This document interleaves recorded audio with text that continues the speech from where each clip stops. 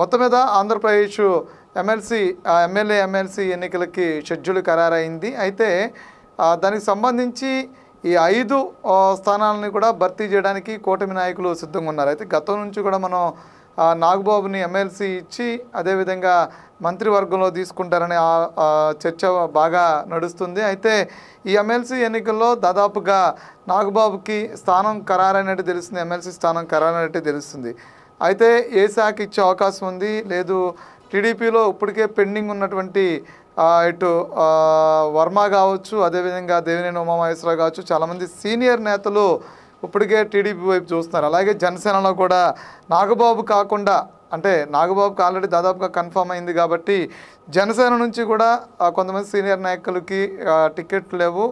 వాళ్ళు కూడా ఏదైనా ఆశని వ్యక్తపరుస్తున్న పరిస్థితి ఉందా? ఎమ్మెల్సీ ఎన్నికల మీద విధి విధానాలు ఎలా ఉండబోతున్నాయి, కూటమి నాయకులు ఎలాంటి కసరత్తు దీని మీద చేస్తున్నట్టు తెలుస్తుంది? ఖచ్చితంగా అయితే ఆంధ్రప్రదేశ్కి సంబంధించి మరో ఎన్నికలు అయితే నోటిఫికేషన్ రిలీజ్ అయిందని చెప్పుకోవచ్చు. మార్చి 3వ తారీఖున ఎమ్మెల్యే కోటాలో ఎమ్మెల్సీ ఎలక్షన్స్కి సంబంధించి ఆంధ్రప్రదేశ్లో 5 స్థానాలు ఖాళీ అవ్వబోతున్నాయి. దానికి సంబంధించి ఇప్పటికే కేంద్ర ఎన్నికల సంఘం కూడా నోటిఫికేషన్ ఇచ్చింది. మార్చి 3వ తారీఖు నోటిఫికేషన్ కూడా రిలీజ్ కాబోతుందని చెప్పవచ్చు. అయితే ఆంధ్రప్రదేశ్కి చూసుకున్నట్టయితే ప్రస్తుతం కూటమి పార్టీలు పొత్తులో భాగంగా 5 స్థానాలు ఉన్నాయి. 5 స్థానాల్లో 3 టీడీపీకి, అలాగే 1 జనసేన, 1 బీజేపీకి కూడా పొత్తులో భాగంగా కూడా పంచుకునే అవకాశాలు ఉన్నట్టుగా తెలుస్తుంది. ఇది దాదాపు కన్ఫర్మ్ అయినట్టుగా తెలుస్తుంది. అయితే 5 స్థానాలకు సంబంధించి కూడా ఇప్పుడు జంగా కృష్ణమూర్తి ఆయన గతంలో వైసీపీలో ఉన్నారు. తర్వాత ఎన్నికలకు ముందు ఆయన టీడీపీలో జాయిన్ అవ్వడం జరిగింది. ఇంకా తర్వాత జాయిన్ అవ్వేటప్పుడు కూడా ఆయన ఎమ్మెల్సీ పదవికి రాజీనామా చేశారు. అది ఖాళీ అయింది. ఇంకా మిగతా 4 స్థానాలు కూడా మార్చి 29వ తారీఖుకి పూర్తిగా స్థానాలు ఖాళీ అవుతున్నాయి అని చెప్పుకోవచ్చు. ప్రస్తుతం ఖాళీ అవుతున్న స్థానాలు కూడా మనం ఒకసారి చూసుకుంటే దువ్వాడ రామారావు, అలాగే పరుశూరి అశోక్ బాబు, తిరుమల నాయుడు, యనమల రామకృష్ణుడు ఉన్నారన్నమాట. ఈ 4, అలాగే జంగా కృష్ణమూర్తి. ఈ 5 స్థానాలకు సంబంధించి కూడా ఇప్పటికే ఖాళీ అవ్వబోతున్నాయి. దానికి సంబంధించి ఎమ్మెల్యే కోటాలో ఎమ్మెల్సీలకు సంబంధించి కూడా కూటమి నాయకులు అయితే కసరత్తు చేస్తున్నారని చెప్పుకోవచ్చు. ప్రస్తుతం సీనియర్ నాయకుడిగా ఉన్నారు యనమల రామకృష్ణుడు. ఆయనకి ఈసారి ఎమ్మెల్సీ దక్కే అవకాశం లేదట్టుగా తెలుస్తుంది. ఎందుకంటే ఆల్రెడీ వాళ్ళ పార్టీ నుంచి ఎమ్మెల్యేలుగా ఉన్నారు కాబట్టి కుటుంబంలో ఎక్కువ మందికి పదవులు ఇవ్వకూడదు అనేది కూడా ఇప్పటికే అటు కూటమి నాయకులు కావచ్చు, టీడీపీ నాయకులు కూడా చెప్పారు. జాతీయ కార్యదర్శి అయిన లోకేష్ కూడా గతంలోనే అనౌన్స్ చేశారు. కాబట్టి యనమల రామకృష్ణుడికి ఈసారి ఎమ్మెల్సీ అయితే దక్కే అవకాశం లేదని చెప్పుకోవచ్చు. ఇక టీడీపీకి సంబంధించి అయితే చాలామంది ఆశావాహులు ఉన్నారు. పూర్తిగా అటు పొత్తులో భాగంగా గతంలో సీట్లను త్యాగం చేసిన వాళ్ళు ఉన్నారు. వాళ్ళు అయితే ఇప్పుడు ఎమ్మెల్సీ స్థానాలను కూడా ఆశిస్తున్నారని చెప్పుకోవచ్చు. ప్రధానంగా చూసుకున్నట్టయితే టీడీపీకి సంబంధించి మోపిదేవి వెంకటరామన్, ఆయన రాజ్యసభ సభ్యుడిగా ఉన్నారు. ఎన్నికల తర్వాత పూర్తిగా ఆయన టీడీపీలోకి జాయిన్ అవ్వడం జరిగింది. రాజ్యసభ సభ్యత్వానికి కూడా రాజీనామా చేశారు. ఆయన బీసీ నేతగా ఉన్నారు కాబట్టి ఆయన కూడా ఎమ్మెల్సీ హామీతోనే అప్పుడు టీడీపీలో జాయిన్ అయినట్టుగా తెలుస్తుంది. సో ఆయన పేరు కూడా ప్రధానంగా వినిపిస్తుందని చెప్పుకోవచ్చు. ఇక సీనియర్ నాయకులుగా ఉన్న దేవినేని ఉమా మైలవరానికి సంబంధించిన నాయకుడు, ఆయన గతంలో మంత్రిగా పనిచేశారు. చాలా సీనియర్ నాయకుడుగా ఉన్నారు. కాకపోతే మొన్న ఎలక్షన్స్ అప్పుడు కూడా పొత్తులో భాగంగా ఆయన మైలవరం నుంచి కూడా పోటీ చేయలేదు. సో ఆయనకి ఎమ్మెల్సీ కోసం ఆయన కూడా ట్రై చేస్తున్నట్టుగా తెలుస్తుంది. ఇక టీడీపీకి సంబంధించిన నాయకులు చాలామందే ఉన్నారని చెప్పుకోవచ్చు. ప్రధానంగా అటు చూసుకున్నట్టయితే పిఠాపురానికి సంబంధించి కూడా ఒక చర్చ జరుగుతుంది. ఎందుకంటే ఇక్కడ పవన్ కళ్యాణ్ పోటీ చేయడం, ఇక్కడ భారీగా మెజారిటీతో పవన్ కళ్యాణ్ గెలవడంతో అక్కడ సీనియర్ నాయకుడిగా ఉన్న వర్మకు సంబంధించి కూడా అప్పుడు గతంలో ఎమ్మెల్సీ ఇస్తామని చెప్పి హామీతో ఆయన్ని పోటీ నుంచి పక్కకు పెట్టారని చెప్పుకోవచ్చు. సో ఆయన కూడా ఎమ్మెల్సీ స్థానాన్ని ఎమ్మెల్సీని అయితే వెయిట్ చేస్తున్నారు. ఎందుకంటే ప్రధానంగా ఇక్కడ పవన్ కళ్యాణ్ కోసం సీటు త్యాగం చేశారు కాబట్టి ఆయనకి ఖచ్చితంగా ఈసారి ఎమ్మెల్సీ అవకాశం ఇవ్వాలనేది కూడా ఆయన ట్రై చేస్తున్నట్టుగా తెలుస్తుంది. ఇప్పటికే దానికి సంబంధించి చంద్రబాబుతో కూడా చర్చలు జరుపుతున్నట్టుగా తెలుస్తుంది. ఇక బేదా మస్తాన్రావు, ఎవరైతే వైసీపీకి సంబంధించిన అతను కూడా రాజ్యసభ సభ్యత్వానికి రాజీనామా చేసి టీడీపీలో జాయిన్ అయ్యారు. అప్పుడు పూర్తిగా అయితే అతను కూడా ఎమ్మెల్సీ కోటాలోనే వచ్చే అవకాశం ఉన్నట్టుగా తెలుస్తుంది. ఆయన కూడా ఎమ్మెల్సీగా ట్రై చేస్తున్నారు. ఇట్లా ఆశావాహులు చాలా పెద్ద లిస్టే ఉందని చెప్పుకోవచ్చు టీడీపీకి సంబంధించి. ఇక వైజాగ్కి సంబంధించి కూడా నజీర్ అనే మైనార్టీ నేత కూడా ఎమ్మెల్సీగా ట్రై చేస్తున్నారు. మైనార్టీ కోటాలో ఆయన పేరు కూడా వినిపిస్తుందని చెప్పుకోవచ్చు. ప్రధానంగా 3 స్థానాలకు సంబంధించి ఒక కాపుకి, అలాగే 2 బీసీలకి ఇచ్చే ఆలోచనలు కూడా టీడీపీ ఉన్నట్టుగా తెలుస్తుంది. ఇక మాజీ ఎమ్మెల్యే ఉన్న కొమ్మాలపాటి శ్రీధర్ ఉన్నారు. ఆయన పెదకూరపాడు నుంచి, గుంటూరు జిల్లా పెదకూరపాడు నుంచి కూడా గతంలో పనిచేశారు. చాలా సీనియర్ నాయకులుగా ఉన్నారు. ఇక పొత్తులో భాగంగా ఆయనకి సంబంధించి కూడా గతంలో సీటు దక్కలేదని చెప్పుకోవచ్చు. అక్కడ భాష్యం ప్రవీణ్ కూడా సీటు ఇచ్చిన నేపథ్యంలో ఆయన కూడా ఎమ్మెల్సీగా ట్రై చేస్తున్నారని చెప్పుకోవచ్చు. అంటే పూర్తిగా ఏదైతే ఎమ్మెల్సీ 5 స్థానాలు ఉన్నాయో 5 స్థానాలు కూడా కూటమి పార్టీ దక్కించుకునే అవకాశం ఉంది. సో ఈ నేపథ్యంలోనే టీడీపీకి సంబంధించి చాలామంది సీనియర్ నాయకులు మైనార్టీ కోటాలో అలాగే బీసీ కోటాలో కూడా చాలామంది ట్రై చేస్తున్నారు. సో 3 స్థానాలకు సంబంధించి ఎవరిని ఎంపిక చేస్తారనేది కూడా కొంత ఆసక్తిగా మారిందని చెప్పుకోవచ్చు. ఎందుకంటే గతంలో చాలా వరకు కూడా సీట్లను త్యాగం చేశారు. పొత్తులో భాగంగా అటు బీజేపీకి జనసేనకి సీట్లు ఇచ్చిన నేపథ్యంలో కొంతమందికి సీట్లు ఎవరైతే త్యాగం చేశారో వాళ్ళకి కొంతమందికి ఇప్పటికే అటు రాజ్యసభ కావచ్చు నామినేట్ పదవుల్లో అవకాశం కల్పించారు. సో ఈ ఎమ్మెల్సీకి సంబంధించి కూడా 5 స్థానాలు ఖాళీ కాబోతున్నాయి కాబట్టి అందులో 3 టీడీపీకి దక్కుతున్నాయి కాబట్టి ఆ 3 స్థానాలకి ఎవరిని చంద్రబాబు ఎంపిక చేస్తారనేది కూడా కొంత ఆసక్తిగా మారింది. ఇక జనసేన విషయానికి వస్తే కూడా పక్కాగా అక్కడ జనసేనకు సంబంధించి కూడా నాగబాబు ఇప్పటికే కన్ఫర్మ్ అయ్యారు. ఆయన మంత్రివర్గంలోకి తీసుకుంటామని కూడా చంద్రబాబు చెప్పారు. సో ఎందుకంటే గతంలో రాజేష్ జనసేన నుంచి చంద్రబాబు నాయుడు దాదాపు ఖరారయ్యారు. మంత్రి పదవి కూడా ఆయన వరించబోతుంది అనేది ఎప్పటి నుంచి ఉన్న సమాచారం. అదే బీజేపీ నుంచి నల్లారి కిరణ్ కుమార్ ఇచ్చేటువంటి అవకాశం ఉందా లేదా అంటే బీజేపీకి ఒక స్థానం దక్కబోతుంది. సార్ టీడీపీలో మనం చూస్తే కనుక వైసీపీలో రాజ్యసభ సభ్యత్వాన్ని వదిలొచ్చినటువంటి వాళ్ళు బేదా మస్తాను అదేవిధంగా మోపిదేవి వెంకటరమణ ఇద్దరు కూడా బీసీ సామాజిక వర్గానికి చెందిన వాళ్ళు. సేమ్ టైం అలాగే చూస్తే కనుక రాజ్యసభలో కూడా మొండి చేయి చూపించారు. ఇటు దేవినేని ఉమామహేశ్వరరావుకి గతంలో మంత్రిగా చేశారు, 2019లో ఎమ్మెల్యేగా పోటీ చేసి ఓడిపోయారు. మరి ఇప్పుడు పార్టీ కోసం ఆర్ఎన్ఎస్లో కష్టపడుతున్నటువంటి వ్యక్తి మన రాజ్యసభ కూడా వదులుకోవాల్సినటువంటి నేపథ్యం ఉంది. అయితే వంగవీటి రాధా కూడా చాలా కాలం కూడా రాజకీయాలకు అంటే ప్రత్యక్ష రాజకీయాలకు దూరంగా ఉంటున్నారు. మన పోటీ చేసినప్పుడు కూడా ఓటమి తర్వాత ఆయన పార్టీ అంటే చంద్రబాబు నాయుడుతో దగ్గరగా ఉంటున్నారు, ప్రచారం స్టార్ క్యాంపెయినింగ్ చేస్తున్నారు, అన్నీ చేస్తున్నారు. అయితే ఇక్కడ మనం ప్రధానంగా చూస్తే కనుక ఇటు దేవినేని ఉమాకి అదేవిధంగా వంగవీటి రాధాకి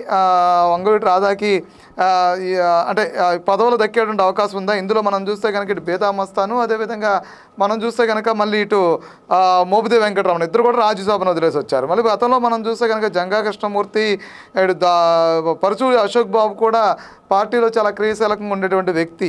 అయితే ఈ విషయంలో టీడీపీ ఎలా ముందుకెళ్ళబోతుంది? ఎందుకంటే ఇక్కడ సీనియర్ నాయకత్వంతో పాటు ఆశావాహులుగా చెప్పుకోవడమే కాకుండా పార్టీ కోసం చంద్రబాబు నాయుడు కోసం కష్టపడే వ్యక్తులుగా ఇక్కడ మళ్ళీ రాధాను దేవినేని ఉమా కనిపిస్తూ ఉన్నారు.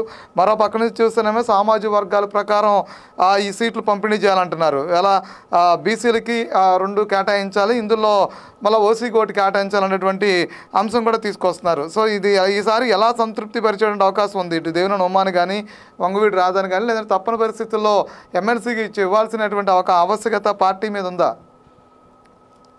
ఖచ్చితంగా అయితే సామాజిక వర్గాల వారంగా చూసుకుంటే అయితే సీనియర్ నాయకుడిగా ఉన్నారు. అటు మహిళ వర్గానికి సంబంధించిన నేత, గతంలో నీటి శాఖ మంత్రిగా పనిచేశారు, చంద్రబాబుకు అత్యంత సన్నిహితుగా ఉన్నారు దేవినేని ఉమామహేశ్వరరావు. సో ఆయనకు సంబంధించి కూడా ఆయన ట్రై చేస్తున్నారు. కాకపోతే పార్టీకి సంబంధించి కూడా ఇప్పటికే లోకేష్ అనౌన్స్ చేశారు, యువతకు ప్రాధాన్యత ఇవ్వబోతున్నాము, దాదాపు పదవుల్లో కావచ్చు అలాగే పార్టీలో కూడా పూర్తిగా యువతకి ప్రాధాన్యత ఇచ్చే విధంగా కూడా ముందుకు వెళ్తాము. ఎవరైతే సీనియర్ నాయకులు కావచ్చు అలాగే 2-3 సార్లు పదవులు అనుభవించిన వారిని పక్కన పెట్టే ఆలోచనలో ఉన్నట్టుగా తెలుస్తుంది. అలాగే కుటుంబంలో ఒకే పదవి ఉండాలనేది కూడా లోకేష్ అయితే ప్లాన్ చేస్తున్నారు. పూర్తిగా పార్టీకి సంబంధించి యువతకు ప్రాధాన్యత ఇచ్చే విధంగా కూడా లోకేష్ ముందుకు వెళ్తున్నారని చెప్పుకోవచ్చు. అట్లాగే సామాజిక వర్గాల వారిగా చూసుకుంటే కూడా వంగవీటి రాధాకు సంబంధించి కూడా మెయిన్గా ఆయన కూడా ఎమ్మెల్సీగా తీసుకునే అవకాశం ఉన్నట్టు తెలుస్తుంది. ఎందుకంటే సామాజిక వర్గానికి సంబంధించి కూడా బలమైన ఓట్ బ్యాంక్, కాపు ఓట్ బ్యాంక్ ఏదైతే ఉందో ఆ కాపు ఓట్ బ్యాంక్ని 2024 ఎన్నికల్లో పూర్తిగా కూటమికి పడడంలో కూడా వంగవీటి రాధా కీలక పాత్ర పోషించారని చెప్పుకోవచ్చు. అటు పవన్ కళ్యాణ్తో కలిసి క్యాంపెయినింగ్ చేశారు, చంద్రబాబుతో కలిసి అభ్యర్థుల కోసం క్యాంపెయినింగ్ చేశారు. ఎక్కడ కూడా ఆయన